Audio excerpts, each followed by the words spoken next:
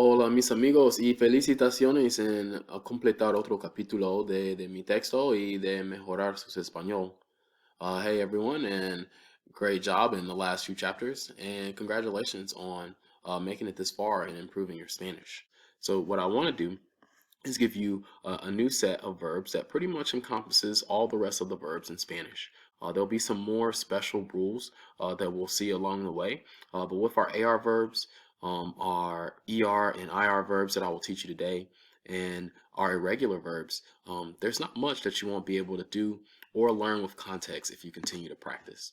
So what I'm going to teach you today is what I'm going to show you today is how I teach ER, IR in class, and then I'm going to go ahead and teach you how we can use what we've learned with conjugation in the present to actually try and speak in the future without learning new conjugations. And if we do a good job with this, the limit on what you can do with your Spanish will now pretty much be up to how much you decide to practice and the new words you decide to learn. So when we're looking at ER, IR verbs, we're not going to do anything much different than what we did when we were working with AR verbs. So the only difference is that now we have ER verbs and IR verbs. And so instead of having A's in our ending, we're going to have some E's in our endings, and we're going to have some I's in our endings too. So if we look at this word comer, it means to eat. This word beber, it means to drink, and vivir means to live. And I think I'll add another verb in here as well. We're going to do escribir. Escribir means to write. And maybe you can remember that by thinking about the word scribe or the word scribble. So when we look at this, we're going to have two ER verbs and two IR verbs. I'm going to conjugate one of each and give you guys a second to go ahead and conjugate the others on your own, and then check back in the video and see if you were able to do it yourself. So cuando hablamos de comer, decimos yo como, y para la segunda persona decimos tú comes, él, ella y usted come, nosotros comemos. Vosotros coméis si estás en España, y ellos comen. So this one you'll see is not very different from our AR verbs. It ends with O for yo, es for tú, e for él y ella and usted. We have comemos for nosotros, and coméis with an accent on this E. I'll add in here in a sec. We have for vosotros in Spain, and ellos comen. This works for ellas and ustedes too.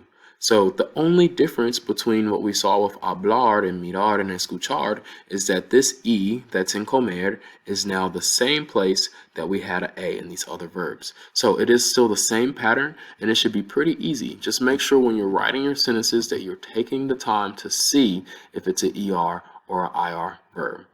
So I'm going to let you all try and do beber on your own, mientras que yo conjugo la palabra vivir.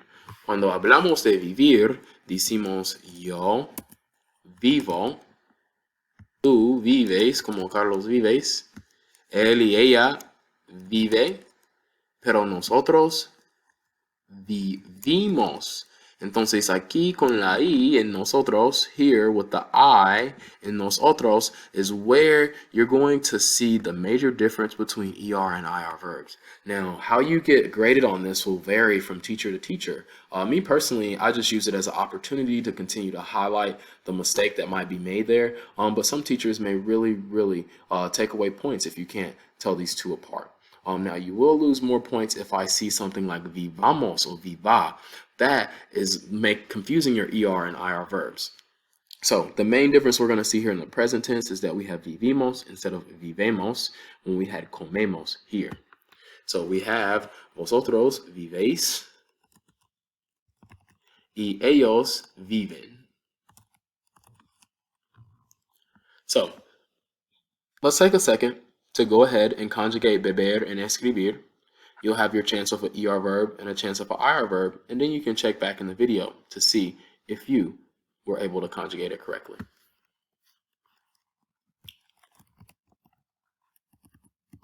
We say yo bebo, tú bebes, él y ella bebe, nosotros bebemos, vosotros bebéis y ellos beben.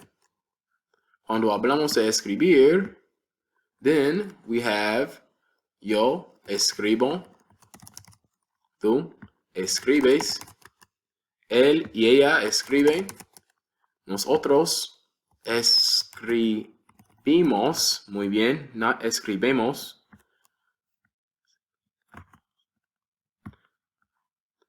Vosotros escribéis y ellos escriben. So, we're going to go ahead and take a second, now that we've understood the verbs comer, beber, vivir, and escribir, to try and use our question words, to use por qué that we've practiced, and some of the vocab that we're learning in this chapter, to use these words in some sentences to go from English to Spanish and really see some good sentences here.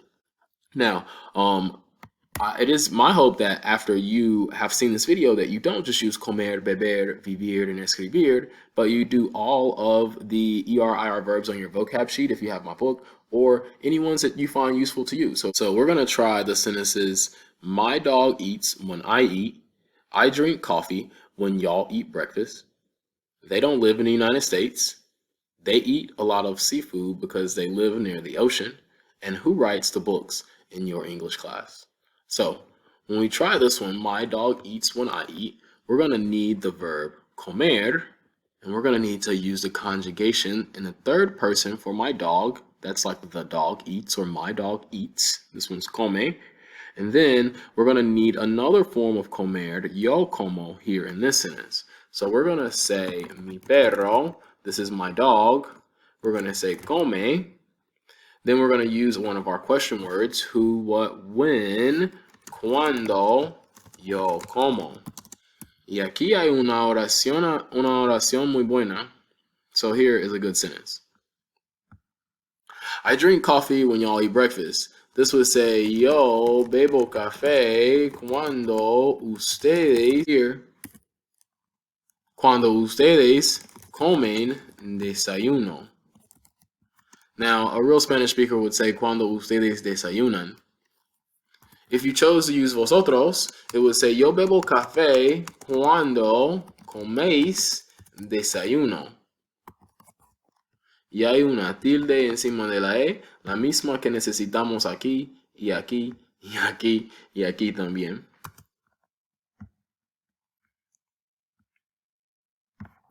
Okay, la próxima dice, they don't live in the United States. So we're going to say, ellos no viven en los Estados Unidos. Y ustedes pueden ver que aquí, donde digo they don't, necesitamos ellos y necesitamos el verbo to live, viven. So they don't live is our viven with ellos, and no comes before it.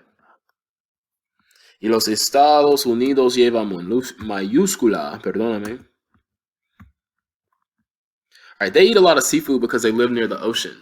This is probably as tough as I'll get on the test. So we will say ellos comen mucho. So there's a lot of ways we can say seafood, but I like to say pescado.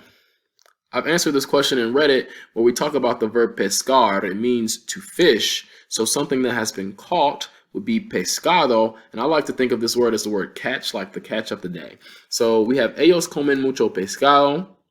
Porque, this is another one of our question words, viven cerca del océano. Y necesito cambiar eso al azul para que parece lo demás. All right, who writes the books in your English class? So, who writes the books in your English class? We need our question word. Then we're going to choose the right verb. We're going to conjugate that verb for the subject, which is who, someone we don't know. And then we're going to say in your English class. So we're going to say, ¿Quién escribe los libros? Who writes the books? En tu clase de inglés, no español, Google. Y hay un tilde aquí también. We do want our accent, so I'm gonna give it to me un tilde en la E y la interrogativo aquí. Quizás si pongo el interrogativo aquí, me corrige, ¿sí? Ahí está.